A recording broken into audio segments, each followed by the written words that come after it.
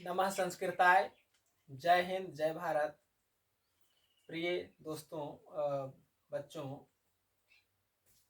आज मैं आपको कारक का तीसरा भाग जो कि करण कारक है, मैं उसको बताने जा रहा हूँ। पिछले वीडियो में मैंने कर्ता कारक और कर्म कारक के बारे में बता दिया है और आज करण कारक के सारे सूत्र की सुधारण व्याख्या करेंगे। और करण कारक मतलब कि तृतीया विभक्ति, कहाँ कहाँ तृतीया विभक्ति का प्रयोग होता है, इसके बारे में चर्चा करेंगे। करण कारक इसी को कहते हैं तृतीया विभक्ति।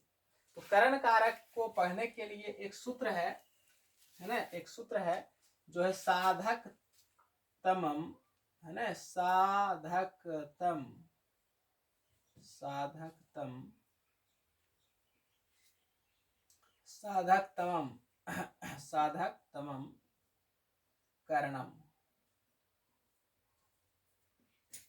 साधक तमम करणम, साधक तमम करणम। तो साधन, साधन क्या होता है, इसमें लिखा हुआ साधक तमम करणम, है साधक तमम। एक और आया था कर तोरी इप्सित तमम, देखिए इसके अंत में भी तमम आया है और उसके अंत में भी तमम था। तमम का मतलब होता बहुतों में एक, बहुत सारे चीजों में यदि आपको एक चीज का चयन करना हो तो उसमें क्या लगते हैं, तमम प्रत्यय लगते हैं। तमम प्रत्यय, तमम प्रत्यय है सब जो किसी शब्द के पीछे जोड़कर उसके अर्थ में परिवर्तन ला दे, उसी को कहते हैं प्रत्यय। तो तमम प्रत्यय इसमें किसमें लगा है, तमम प्रत्यय साधक में। क्या लगाया, साधक। अच्छा, साधन का मतलब क्या होता है, साधन का मतलब होता है जिससे कि जो आपका काम में आए, जो आपको काम करने में। देखिए लिखने का काम मेरा ये स्केच कर रहा है ना, ये स्केच पेन लिखने का काम कर रहा, मार्कर, तो ये मेरे लिए क्या साधन है ना। इससे लिख कौन रहा है, लिख रहे हैं हम, तो हम हो गए साधक। ये सामान क्या हुआ, साधन, और इससे हम लिख रहे हैं तो हम हो गए साधक। समझ में बात आया। तो साधक तमम, है ना, करणम, जो साधक को सबसे ज्यादा लिखने में, पढ़ने में, कोई भी काम करने में सबसे ज्यादा जो सहायक होगा उसी को कहते हैं साधक तमम। उसको क्या बोलेंगे, साधक तमम। जो कार्य क्रिया करने में सबसे ज्यादा महत्व हो, है ना। अब जैसे मैं यहाँ लिख रहा हूँ तो लिखने की क्रिया में सबसे ज्यादा काम कौन कर रहा है, तो मार्कर। अब मार्कर रहेगा तो हम ऐसे खड़ा रहेंगे, क्या लिखेंगे, कुछ नहीं लिख पाएंगे, कुछ नहीं लिख पाएंगे। तो सबसे ज्यादा काम कौन कर रहा है, ये कर रहा मार्कर। तो मार्कर क्या हो गया, साधक तमम हो गया। मतलब साधक के लिए सबसे महत्वपूर्ण क्या है, तब ने हम साधना करेंगे। जब तक साधक साधन नहीं रहेगा तब तक हम साधक कैसे बनेंगे, नहीं बन सकते। तो साधक तमम, जो साधक हम हैं, अभी समझाया ना साधक कौन है, ये साधन है और हम हैं साधक, क्योंकि हम इससे लिखते हैं। तो हमारे लिए सबसे जरूरी क्या है लिखने के लिए, ये। तो साधक को कार्य करने में जो सबसे ज्यादा सहायक हो उसी को कहते हैं साधक तमम, और उसी को कहते हैं कर्णम, है ना, कर्ण कारक। तो यहाँ लिखते हैं, है ना, क्रिया करने में, है ना, क्रिया करने में, है ना, जो सबसे ज्यादा सहायक हो, क्या हो, सबसे ज्यादा सहायक हो, है ना, उसे क्या बोलते हैं, करण कारक कहते हैं। क्या बोलते हैं, करण कारक कहते हैं। क्रिया करने में जो सबसे ज्यादा सहायक हो उसी को करण कारक कहते हैं। ठीक। अब यहां पर आगे इसका उदाहरण एक हम ले लेते हैं, जैसे राम कलम से लिखता है ना, या एक उदाहरण ले लेते हैं हम, राम कलम से, राम कलम से लिखता है ना, राम कलम से लिखता है। तो अब देखिए राम के लिए साधक तमम कौन है, राम का जो साधन है, राम का साधन लिखने का, राम लिखने का काम कर रहा, तो किस चीज से वो लिख रहा? कलम से। तो कलम क्या हो गया? करण हो गया। कलम क्या हो गया? करण कारक हो गया। जो सबसे ज्यादा सहायक, और राम लिखने की क्रिया कर रहा, तो लिखने में सबसे ज्यादा काम कौन कर रहा है? तो लिखने में सबसे ज्यादा काम कलम कर रहा है, इसलिए कलम क्या हो गया? करण कारक हुआ। बात समझ में आ गया? जो सबसे ज्यादा काम करे क्रिया करने में, लिखा है ना, क्रिया करने में जो सबसे ज्यादा सहायक हो उसी को कहते हैं करण कारक। तो हम राम लिख रहे हैं, राम लिख रहा है, तो राम लिख रहा है, तो लिखने की क्रिया में सबसे ज्यादा सहायक आया है कलम। कलम नहीं रहेगा, लिखेबे नहीं करेगा, हाथ से लिखाएगा ऐसे, जय हिंद जय भारत, ले कुछ लिखेबे नहीं करेगा। तो कलम हो गया करण कारक। बात समझ में आ गया होगा, है ना? उसके बाद एक सूत्र पढ़ना है इसमें, करने तृतीया। क्या पढ़ना है? करने तृतीया, है ना? ये एक सूत्र है, करने, ये हुआ संस्कृत, ये कर्ण कारक का परिभाषा ये हुआ। अब इसमें कर्ण कारक के अंतर्गत एक सूत्र पढ़ना है, करने तृतीया। क्या पढ़ना है? करने तृतीया। करने तृतीया अब आएगा परीक्षा में, करने तृतीया का उदाहरण व्याख्या करें। क्या लिखिएगा? इसे छज्जा देखते रहिएगा, इसे नहीं, छज्जा नहीं देखना, ऊपर छत नहीं देखने हैं, देखने हैं इसको, करने तृतीया। ओहो, इसको तो हम पहले किए हैं, ऐसा इस तरह, इसलिए इस पर विशेष ध्यान दिया जाए। ये 2 नंबर का प्रश्न में आते हैं, है ना? ज्यादा सूत्र पढ़ने नहीं है, 15 पढ़ लेंगे तो आराम से याद हो जाएगा, उसमें से 2-3 पूछ देगा, आराम से 4-5 नंबर आप बना लेंगे। तो करने तृतीया, करने तृतीया किसको कहते हैं? इसका साधारण व्याख्या क्या होगा? जो करण कारक है, इसका हिंदी यही होगा कि जो करण कारक होगा उसमें तृतीया विभक्ति लगेगी। बात खत्म, लिख देते हैं।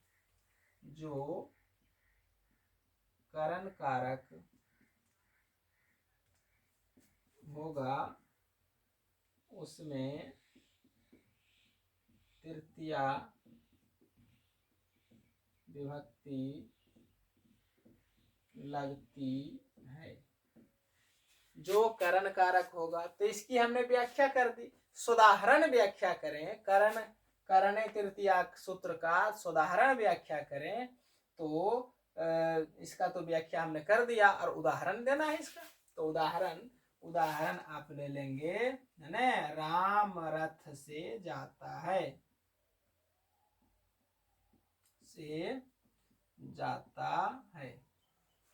राम किससे जाता है? रथ से जाता है। अब देखिए, गिनती के हिसाब से मैंने बताया था, कर्ता कारक 1 नंबर में, कर्म कारक 2 नंबर में, करण कारक 3 नंबर में। तो जो 3 नंबर में उसे तृतीया विभक्ति लगाएंगे। करण कारक कितने नंबर पर आया? 3 नंबर में। अब इसका विभक्ति चिन्ह क्या है? कर्ता ने, कर्म को, करण से। देखिए इसमें से आया, बिल्कुल आया। तो इससे पता कर लेंगे कि ये कौन सा विभक्ति इसमें लगेगी? तृतीया विभक्ति। किसमें लगेगा? तो जिसके साथ से लगा हुआ, से किसके साथ लगा हुआ? रथ से। बताऊंगा अभी। देखिए करने तृतीया। अब अच्छा राम, अच्छा कुछ नहीं हम जानते हैं, फॉर्मूला कुछ नहीं जानते। देखिए राम रथ से जाता है, इसमें जाने की क्रिया में राम के लिए सबसे ज्यादा सहायक कौन है? तो रथ है। राम कहीं जा रहे हैं तो सबसे ज्यादा सहायक जो है वो क्या है? रथ है। तो रथ क्या हो गया? रथ हो गया करण कारक। हुआ कि नहीं हुआ? अब यहाँ सूत्र लिखा हुआ है, करणे तृतीया। जो करण कारक होगा उसमें तृतीया विभक्ति लगेगी। तो इसमें करण कारक कौन है? रथ है। तो रथ में कौन सी विभक्ति लगेगी? तृतीया विभक्ति लगेगी। बात समझ में आया? अब इसका संस्कृत में अनुवाद फटाक से कर देना है। देखिए राम जाता है, सबसे पहले आप राम जाता है के बना लीजिए। राम जाता है मनोहर पोथी की तरह, राम गच्छति। क्या होगा? बहुत सुंदर, राम गच्छति, है ना? राम गच्छति बन गया। अब कोचिस जा रहा है रथ से, तो रथ में कौन सा विभक्ति लगेगी? करने तृतीया से तृतीया विभक्ति। कर्ण में कौन सी विभक्ति लग जाएगी? तृतीया विभक्ति। तो इसमें रथ का तृतीया क्या होगा? रथ का राम के जैसा चलेगा, राम राम और रामा, रामम राम और रामान, रामेन रामाभ्याम रामय। तो रथ का क्या हो जाएगा? रथ रथ और रथा, रथाम रथे रथान रथेन। क्या होगा? रथेन। जैसे रामेन हुआ ना राम का तृतीया एक वचन, उसी प्रकार से रथ का तृतीया रथेन होगा। क्या होगा? रथेन। तो यहाँ लिख देंगे रथेन। अब समझ में आ गया? रामः रथेन गच्छति। तो यहाँ बन गया राम रथ से जाता है, रामः रथेन गच्छति, है ना। इसमें कुछ करना नहीं है, आपको ये ध्यान में रखना है कि करण कौन है इसमें। जो जो जो ये जो करण कारक होंगे, है ना, कारक के हिसाब से विभक्ति का प्रयोग होता है। तृतीय विभक्ति इसमें लगी है। अब जैसे और भी, अब इसको तो बना सकते हैं आप, राम कलम से लिखता है, क्या बन जाएगा इसका? इसमें करण कौन है? कलम है, तो कलम में क्या लगा देंगे? तृतीया। तो कलम का तृतीया रामे के जैसे चलेगा तो क्या बन जाएगा? कलमेन। क्या बनेगा? कलमेन। अब राम लिखता है तो लिख देंगे रामः, रामः लिखति। क्या बन गया? रामः लिखति। उसी प्रकार से आप और भी वाक्य बना सकते हैं, है। वह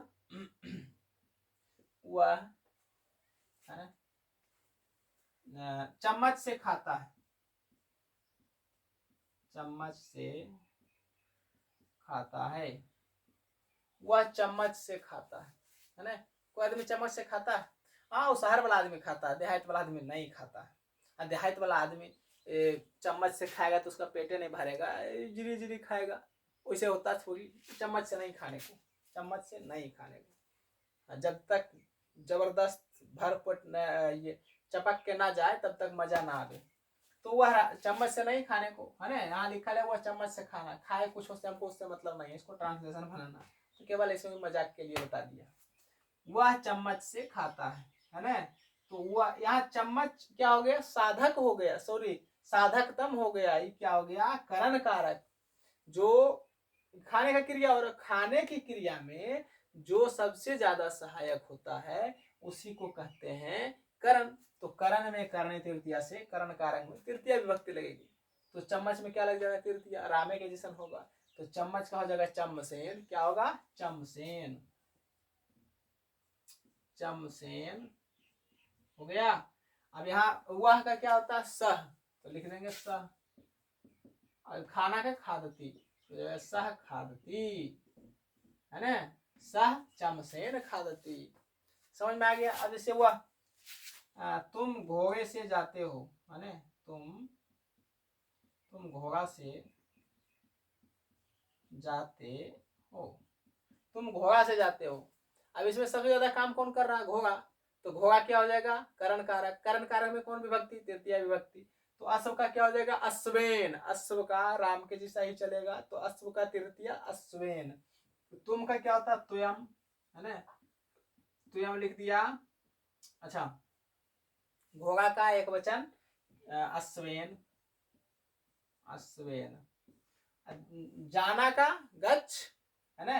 अब घोड़ा से जा रहा है वो, तो घोड़ा अश्व हो जाएगा। तो गच्छ मतलब जाना। तो इसमें ये कौन मध्यम पुरुष का एक वचन है? त्वयम जो है मध्यम पुरुष का एक वचन है, इसलिए क्रिया भी मध्यम पुरुष का एक वचन ही होगा। तो गच्छ का मध्यम पुरुष एक वचन क्या होगा? गच्छसि। तीतः अंति सी, यही है ना मध्यम पुरुष। तो सी हो जाएगा, तो गच्छसि हो जाएगा। यहाँ क्या होगा? गच्छसि, गच्छसि, है ना। ये सब चीज ध्यान में रखना है। आशा करते हैं करने तृतीया आपको समझ में आ गया होगा। साधकतम करनम समझ में आ गया। करने तृतीया ये सब मोस्ट भी आई है ना। करने तृतीया सब परीक्षा में पूछे जाते हैं, बोर्ड परीक्षा में। अब 2025 में यदि आपको जंग जीतना है तो सारे कुछ पर थोड़ा थोड़ा करके ध्यान है। कहेगा एगो नहीं है पढ़ने, क्या दिक्कत है? नहीं बाबू, बूंद बूंद करके सागर भर जाता है ना। तो एक एक नंबर जोड़ जोड़ कर आपको, है ना, आपको बहुत नंबर बनेंगे। तब तो आप 450 के करीब पहुंचेंगे। यदि आप एक ये सब छोड़ देंगे तो 450 के करीब नहीं पहुंच पाएंगे। ठीक। अब एक और दूसरा सूत्र है। दूसरा सूत्र पढ़ना है सहार्थे तृतीया, जो वेरी वेरी इंपोर्टेंट है ना। सहार्थे, सहार्थे तृतीया, सहार्थे तृतीया। ये परीक्षा में बार बार सोदाहरण व्याख्या करें, सहार्थे तृतीया का सोदाहरण व्याख्या करें, आते रहता है। तो सहार्थे तृतीया इसमें देखिए सह क्या है? सह अर्थ है लिखा हुआ। सह मने साथ, अर्थ माने अर्थ मतलब, तो साथ वाले अर्थ में है ना, सह साकम सार्धम सबका मतलब होता है साथी, है ना। तो साथ वाले अर्थ में, है ना, साथ वाले अर्थ में तृतीया विभक्ति होती है। तो लिख दे, हाँ, सह के जगह सह रहेगा, साकम रहेगा, सार्धम सबका मतलब साथ ही होता है। तो यहां हम लिखें, है ना, सह साकम सार्धम, है ना। इस सब का मतलब क्या होता है बाबू? इस सब का मतलब जो होता है, इस सब का मतलब होता है साथ, साथ में, है ना। सबका मतलब साथ में, साथ या साथ में कुछ भी बोलो, साथ, साथ में, है ना। तो सह साकम सार्धम साथ, सार्धम वाले अर्थ में, है ना, वाले अर्थ में तृतीया विभक्ति लगती है। सह साकम सार्धम वाले अर्थ में तृतीया विभक्ति लगती है। ठीक, तो तृतीया विभक्ति कैसे लगी? सह साकम सार्धम वाले अर्थ में तृतीया विभक्ति लगती है। तो देखिए यहाँ पर, जिसे एक उदाहरण मैं लेता हूं, अब समझ में ऐसे नहीं आएगा। इस सहार्थ तृतीया का यह हो गया, साथ वाले अर्थ में तृतीया विभक्ति लगती है, ये व्याख्या हो गई। इसका एक उदाहरण ले लेते हैं। उदाहरण ये ले लेना कि अब सीता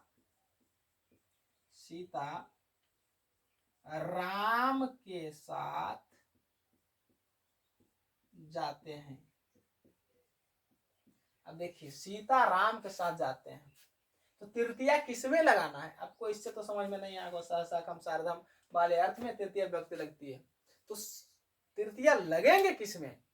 तृतीया बाबू उसी में लगेंगे, आप जिसके साथ जा रहे हैं उसमें लगेगा तृतीया विभक्ति। तो इसमें देखिए, सीता किनके साथ जा रहे हैं? राम के साथ, तो राम में तृतीया लगाना है ना। अब जैसे के विभक्ति होता है ना, कर्म से, ये तो वो तो से वाला नहीं है।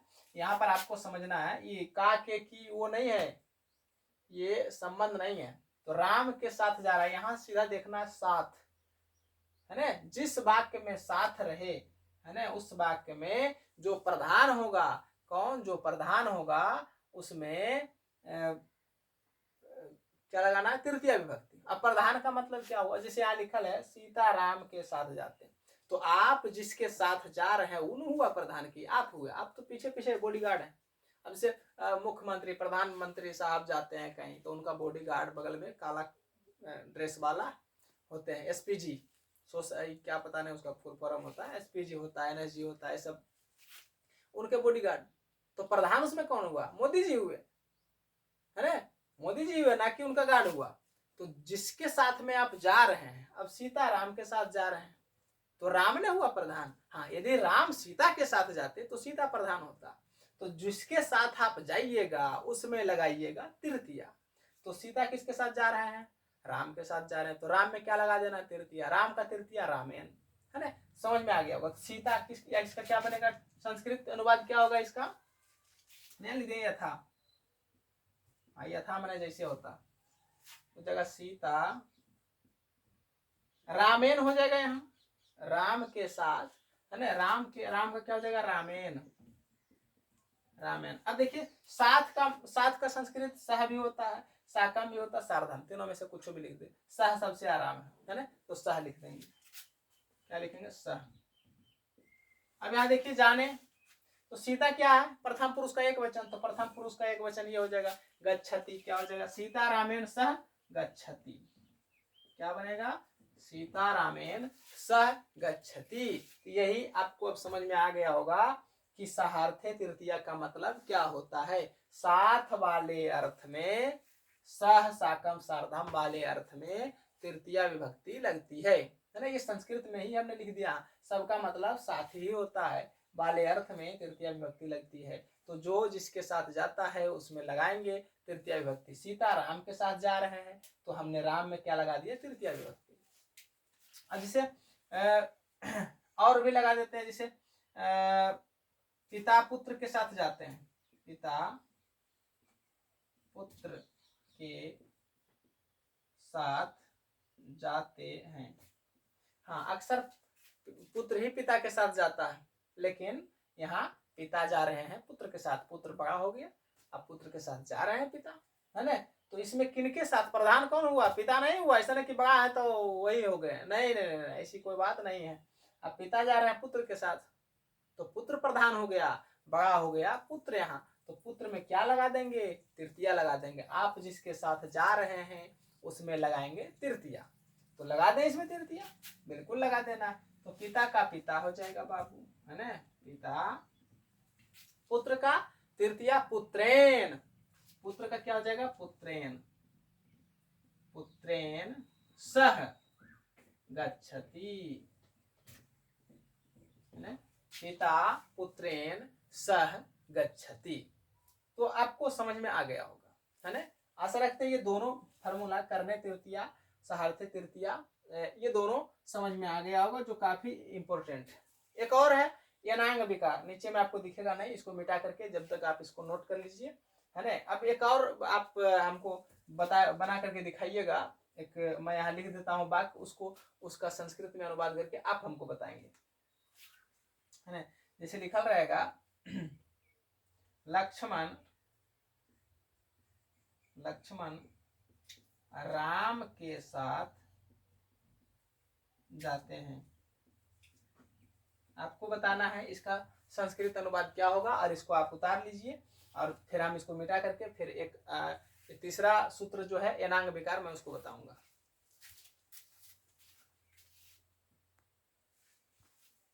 चलिए अब तीसरा सूत्र ये ले लेते हैं, यनांग विकार, जो काफी महत्वपूर्ण है ना। अब इसका साधारण व्याख्या भी करना है आपको, इस पर वाक्य भी संस्कृत में अनुवाद भी करने हैं। तो यनांग विकार का मतलब क्या? येन मतलब किसी, है ना। अंग मतलब अंग, शरीर का अंग, है ना। दूसरा कुछ का अंग नहीं, शरीर का अंग। वो गाय का अंग हो, गाय के शरीर का अंग हो, आदमी का हो, जानवर, किसी का भी शरीर का अंग होना चाहिए, है ना। अब विकार मतलब विकार, अंधा, लंगड़ा, लुल्ला, काना, जो भी, है ना। तो ये यदि ऐसा कुछ हो, है ना, जिस अंग में विकार हो, जिस अंग में, शरीर के जिस अंग में कोई विकार मतलब गड़बड़ी, खराबी, शरीर के जिस अंग में विकार हो, उस अंग में, उसी अंग में क्या लगाना है? तृतीय विभक्ति, क्योंकि हम करण कारक पढ़ रहे हैं, तृतीय विभक्ति पढ़ रहे हैं। तो जिस अंग में विकार हो उसमें क्या लगाना है? तृतीय विभक्ति। तो यहां लिखें, शरीर के जिस अंग में तृतीया विभक्ति, शरीर के जिस अंग में विकार हो, क्या हो? विकार हो, उसमें तृतीया विभक्ति लगती है ना। शरीर के जिस अंग में विकार हो, अब जैसे कहेंगे कि वह एक पैर से काना है, तो क्या आप कहेंगे पगला उगला का? पैर से कभी आदमी काना होता है? पैर से आदमी काना नहीं होता। पैर से क्या होता है? लंगड़ा। अच्छा, लंगड़ा होता आदमी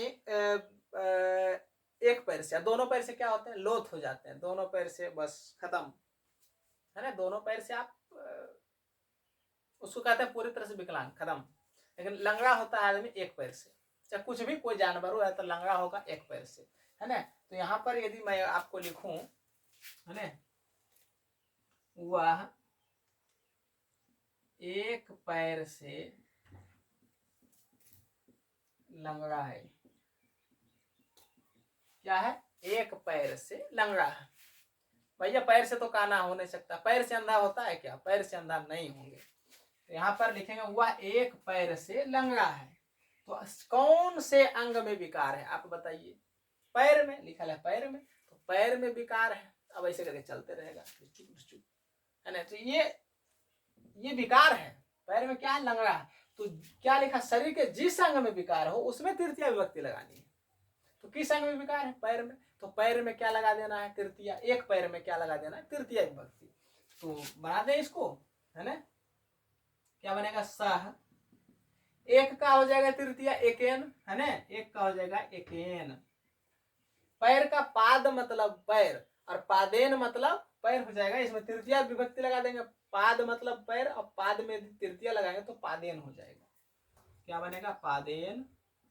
खंज मतलब होता है लंगड़ा, क्या होता है, खंज मतलब लंगड़ा, तो खंज लिख देंगे, खंज, खंजः अस्ति, है ना, सह एकेन पादेन खंजः अस्ति। समझ में आया बात। अब किस अंग में विकार था, पैर में, तो पैर में लगा दिया तृतीया विभक्ति। समझ में आया, बिल्कुल समझ में आया। चलिए अब अच्छा यहां लिखेंगे वह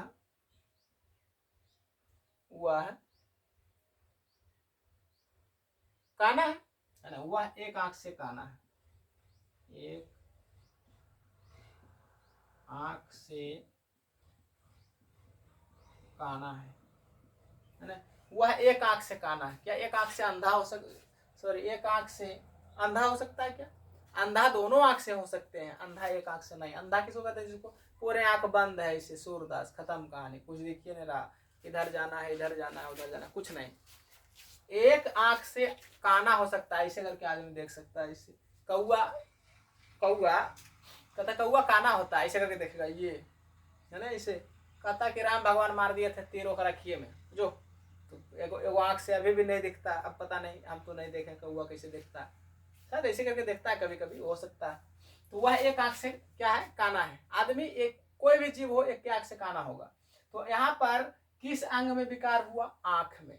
विकार कहाँ है, गड़बड़ी कहाँ है, आंख में। तो आंख में कौन विभक्ति लगा देंगे, तृतीया। तो लगा दीजिए तृतीया, कोई दिक्कत थोड़ी है। यहाँ हो जाएगा सह, एक का एकेन,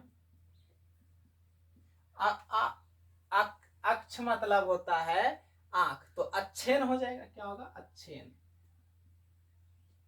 अच्छेन, अच्छेन मतलब काना हो गया। काना का काना होता है ना, काना अस्थि, अस्थि मतलब है होता, ठीक।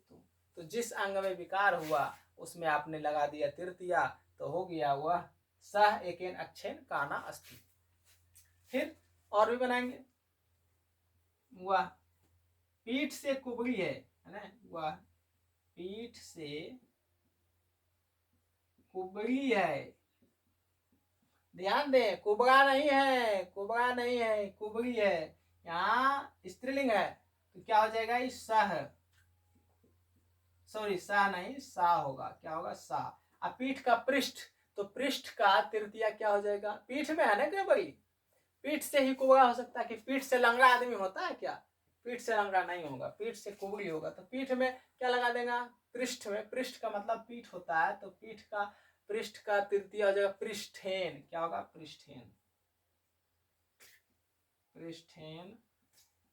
कुब्जह, कुब्जह मतलब कुबड़ी या कुबड़ा, है ना, कुब्जह अस्ति। तो आशा करते हैं कि आपको अनांग विकार समझ में आ गया होगा। जिस अंग में विकार हो उसी में लगाना तृतीया। जैसे आंख में लगाया, कान में भी लगाया, वह एक कान से बहरा है ना, दोनों कान से आदमी बहरा हो सकता है, एक कान से भी हो सकते हैं। ऐसा नहीं कि कान से लंगड़ा हो जाएगा आदमी, कान से लुल्हा होगा, एक हाथ से लुल्हा होगा।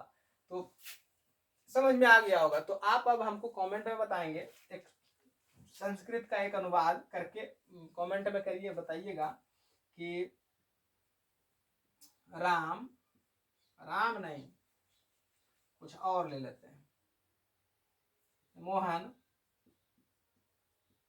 मोहन एक कान से बहरा है। आप इसका हमको कमेंट बॉक्स में बना करके बताएंगे। तो थैंक यू, आज के लिए बस इतना ही। करण कारक आज हमने समाप्त कर दिया है। अब अगले वीडियो में मैं आपको संप्रदान कारक के बारे में, जो रुचि अर्थाना प्रियमान, ये बताऊंगा, है ना,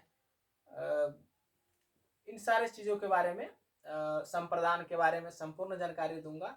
और इसको जब तक आप रिवीजन, पीछे वाले को आप रिवीजन करते रहिए, नहीं तो रिवीजन नहीं कीजिएगा तो फिर भूल जाइएगा, क्योंकि संस्कृत है ये, जब तक रिवीजन थोड़ा बहुत देखना, ज़्यादा कुछ नहीं। आप मेन फोकस साइंस, मैथ, अन्य सब्जेक्ट पर भी करें, लेकिन इस पर भी आप करें, थोड़ा थोड़ा देखते रहना हमेशा के लिए। तो ये आपको ध्यान में हमेशा रहेगा, नहीं तो फिर ध्यान में रहेगा, नाम बेकार भूल जाएगा, पता नहीं कौन सा शब्द था। आदमी का तो नाम भूल जाता है, जिससे आप दोस्ती करते हैं उसका नाम भूल जाते हैं, तो फिर ये सब क्या चीज़ है। लेकिन भूलना नहीं है, इसको आप पढ़ते रहिए लगातार। और अब ज़्यादा दिन तो एग्जाम में रहा नहीं है, 3 से 3.5 महीना बचे हैं, तो आप मन लगाकर पढ़ते रहिए। आज के लिए बस इतना ही। नमः संस्कृताय।